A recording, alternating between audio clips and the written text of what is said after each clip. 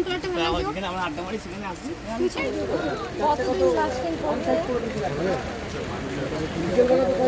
এটা কি এমনি normal?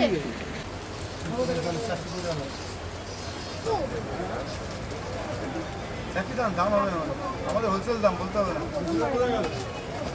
Hello everyone, welcome back to my channel. আবার একটা নতুন ভিডিওতে তোমাদের অনেক অনেক অনেক স্বাগত।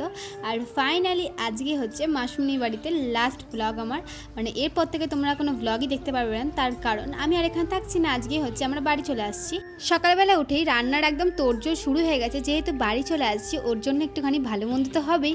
আর তার সঙ্গে কিন্তু সকালবেলা আমার না আজকে খাওয়াটা অনেকটাই দেরি হয়ে গেছে, তো সেই জন্য মোটামুটি 9টা সাড়ে 9টা বেজে গেছিলো। এই সকালবেলায় এখন চা বিস্কুট খাচ্ছি।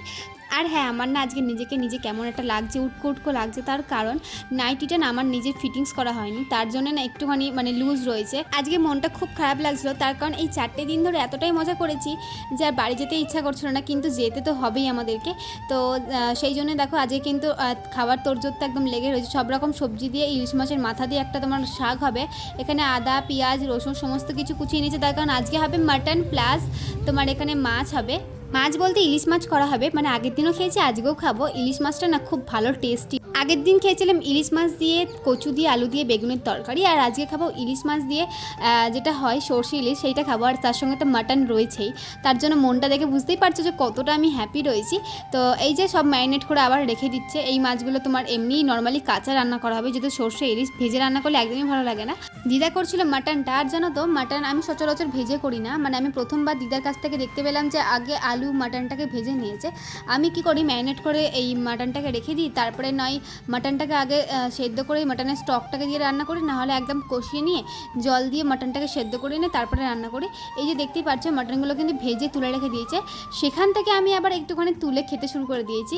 তার কারণ মাটন দেখলে মানে একদমই সামলানো যায় না। যাই হোক, দিদার কাছ থেকে একটু অন্যরকম প্রসেস দেখলাম যে খাসি মাংস কীভাবে করতে হবে। আমি কিন্তু সচরাচর এইটা প্রথমবার দেখলাম যে মাটনটাকে এরমভাবে মানে প্রথমে ভেজে করতে হয়। আমি আগে সচরাচর সেদ্ধ করে করি, নাহলে লাস্টে গিয়ে সেদ্ধ করি।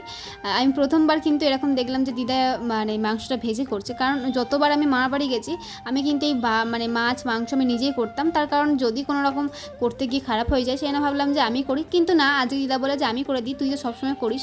কিন্তু ওই যে মাটন দেখলে সামলানো যায় না, সেই জন্য দেখতেই পারছো হালকা করে একটু ভাজা হয়েছিল যেগুলো, সেইগুলো খাইনি। ওখান থেকে একটা চর্বি পিস তুলে নিয়ে এসে খাচ্ছিলাম, কিন্তু যা টেস্টি লাগছিলো, সিরিয়াসলি খুব ভালো লাগছিলো।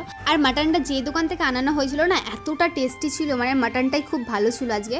তো রান্না তো ভালো হবেই। তো দেখতেই পারছো এখানে কিন্তু আমাদের খাওয়া দাওয়া তোড়জোড় কিন্তু শুরু হয়ে গেছে। সবার জন্য এখন সব ভাগ ভাগ করে তুলছিল। আর এর মধ্যে আমার কিন্তু এই নাল্লির পিসটা খুব পছন্দ হয়ে গেছে। তোমরা সচরাচর সবাই খুব ভালোবাসো এই নাল্লির পিসটা খেতে, আমিও খুব ভালোবাসি। তো দেখে বুঝতেই পারছো আমার কিন্তু এখানে খাওয়া দাওয়া শুরু হয়ে গেছে। আমিও কিন্তু ওখান থেকে একটা মেটের পিস তুলে খেতে শুরু করে দিয়েছিলাম, তার কারণ খাসির মাংস মেটে খেতে না দারুণ লাগে। আর আমি যখন ভিডিওটা করছিলাম আমি তখন বুঝতেই পারিনি যে এতটা জুম হয়ে গেছে। তো এখন পরে এডিট করার সময় দেখতে পেলাম। আর তখন বললাম না যে আমি এই শাকটা যে রান্না হচ্ছে সব রকম ইলিশ মাছের মাথা দিয়ে, সেটাই খাচ্ছিলাম। খাওয়া দাওয়া হয়ে যাওয়ার পরে না একটু বেরোতে হবে, তার কারণ কিছু কেনাকাটা বাকি আছে। আজ যেহেতু লাস্ট দিন, যেহেতু একটু বাদেই তো বেরিয়ে যাবো বাড়ির উদ্দেশ্যে, সেই জন্য ভাবলাম যে কিছু বাজারঘাট করে নিয়ে আসা যাক। মানে রানাঘাটে একটু বাজার থাকে যেগুলো টুকিটাকে একটু কম টম পড়ে, তো ওখান থেকে ভাবলাম যে নিয়ে আসা যাক। এই হামুদিস্তা 3টে নেওয়া হবে, তার কারণ এখান থেকে না একটু প্রাইসটা কম পড়ছে। তো দিদা একটুখানি বার্গেনিং করতে এক্সপার্ট, তো সেই জন্য দিদা একটু বার্গেনিং করছিল। তারপরে চলে আসে হামুদিস্তা কিনে আসার পরে আমার এই ছোটো ছোটো ফ্যানগুলো, যেটা আমার খুব ভালো লেগেছিলো, কিন্তু মেলার ফ্যানগুলো না আমার অতটা পছন্দ হচ্ছিলো না, তার কারণ যদি ওটা খারাপ হয়তো। তো ভাবলাম যে এখানে একটা মার্কেট আছে, তো মার্কেট থেকে নিয়ে নেওয়া যাক। তো সেই জন্য চলে এসেছি এখানে একটা মার্কেট। তো মার্কেটটা না অনেকটাই বড়, সব কিছু তোমরা পেয়ে যাবে A to Z। মানে তোমরা এখানে পাইকারি দোকান বলতে পারো, এটা পাইকারি দোকান থেকে নিচ্ছিলাম। তো এখানে একটা পয়সাও কম হয় না, কিন্তু আমার নিয়ে লাভ হয়েছে খুব একটা, কিন্তু খারাপ জিনিস নয়, এটা কিন্তু ভালোই অনেকটাই।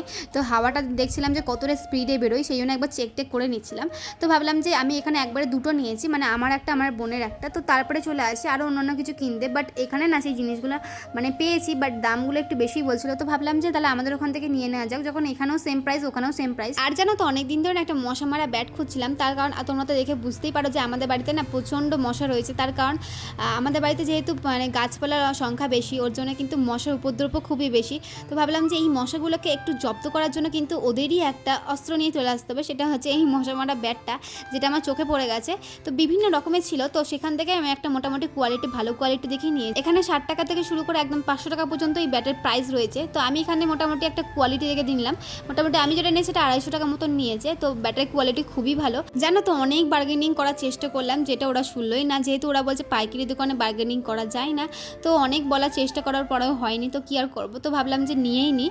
তো অনেকটাই যেহেতু কম দাম নিয়েছে, তো ভাবলাম যে নিয়ে নেওয়া যাক। তো তারপরে চলে আসি এই ফুলের দোকানটা, যেটা আমার খুব পছন্দ হয়েছিল। মেয়েরা তো জানোই যে কতটা ফুল পছন্দ করে, আর আমি এই ফুল দুটো নিয়েছি তার কারণ আমার যেহেতু ভিডিও করি, তো ব্যাকগ্রাউন্ডে দিলে না অনেকটা সুন্দর লাগবে। ওই যে তোমরা দেখতে পেলে যে দুটো আমি গাছ নিয়েছি, তো সেই দুটো গাছ কালার দুটো কেমন লাগছে একটু কমেন্টে জানাও। তো দিদার নাকি লাল কালারটা একদম পছন্দ হয়নি, আমার কিন্তু দুটোই খুব ভালো লেগেছে। আর এই যে ফুলগুলো দেখতে পাচ্ছ, এই ফুলগুলো ব্যাকগ্রাউন্ডে দিলে না জাস্ট ওয়াও লাগবে, কিন্তু একটু প্রাইসটা না বেশি মনে হলো।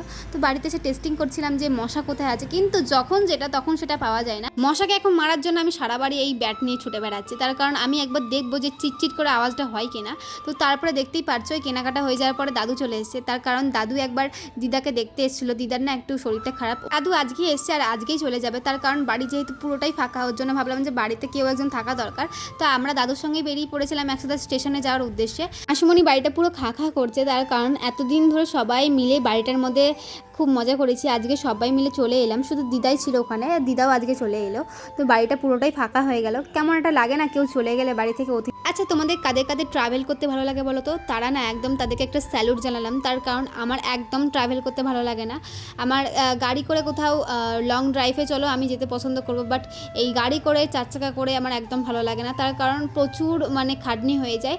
তো যাই হোক, বাড়ি তো যেতেই হবে, তার জন্য দেখতেই পারছো কয়েকটা ঘন্টা জাস্ট একটুখানি আমাকে কষ্ট করতে হবে। অনেকক্ষণ অপেক্ষা করার পরে না ট্রেনটা এসেছে, তার কারণ ট্রেনটা একটু লেট ছিল। আমরা এখানে দাঁড়িয়ে আছি। আর জানো তো এখানে এসে দেখলাম যে এই রানাঘাটও এসকেলেটর হয়ে গেছে, আমাদের এখানে এখনও পর্যন্ত হয়নি। আমাদের এখানে হলেও খুব ভালো হয়, যেহেতু টাউন এলাকা তো হবেই। তো যাই হোক, আমার না এসকেলেটর চাপতে ভীষণ মজা লাগে, তার কারণ আপনি চলে যায়, কোনো রকম খাটনি করতে হয় না, বেশ মজার একটা জিনিস। আমি যখন প্রথমবার এসকেলেটর চেপেছিলাম আমার না প্রচণ্ড ভয় লাগতো, তার কারণ যদি আমি পড়ে যাই সবাই যদি হাসাহাসি করে ওর জন্যই, মানে এটা আমার প্রথমবার গল্প। আমি প্রথমবার চেপেছিলাম মনে হয় নৈহাটিতে, আর নৈহাটিতে আমি প্রথমবার চেপেছিলাম বাবার সাথে, তো বেশ মজা হয়েছিল আমার। কিন্তু এইটা নিয়ে সেকেন্ডবার চাপলাম। তোমাদের সাথে গল্প করতে করতে কিন্তু এখানে আমি ব্যান্ডেলেও চলে এলাম, আর অনেকটাই রাত হয়ে গেছে। আর রাতের বেলা ব্যান্ডেলে যে এত সুন্দর একটা অ্যাম্বিয়েন্স করেছে, যেটা আমার খুব ভালো লেগেছে। তো এই যে সেই অ্যাম্বিয়েন্সটা যেটার কথা বলছি, মানে আমি যেহেতু রাত্রের দিকে আসি না এখানে, তো আমি কোনোদিনও দেখতেও পাইনি, ফার্স্ট টাইম দেখলাম। কেমন লাগছে বলে আমাদের এই ব্যান্ডেলের এই অ্যাম্বিয়েন্সটা, আমার না খুব ভালো লেগেছে। তো যাই হোক, ব্যান্ডেল থেকে আবার কেটে আমাদের বর্ধমানের দিকে আসতে হবে, তার কারণ তোমরা তো সবাই জানো আমাদের বাড়ি হচ্ছে পান্ডুয়াতে। তো যাই হোক, বলতেই আর সেদিনকে আমার ভিডিও করার কোনো এনার্জি ছিল না, তো ভাবলাম যে পরের দিন ভিডিওটা আমি শেষ করে দেবো।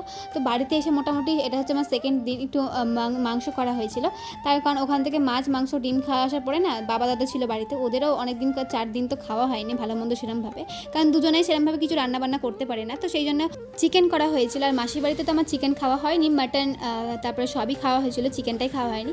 তো যাই হোক, ভিডিওটা কেমন লাগলো জানিও। আজকের মতন টাটা, নেক্সট ভিডিওর জন্য কামিং সুন। আর ভিডিওগুলো কেমন লাগলো প্লিজ কমেন্টে জানাও।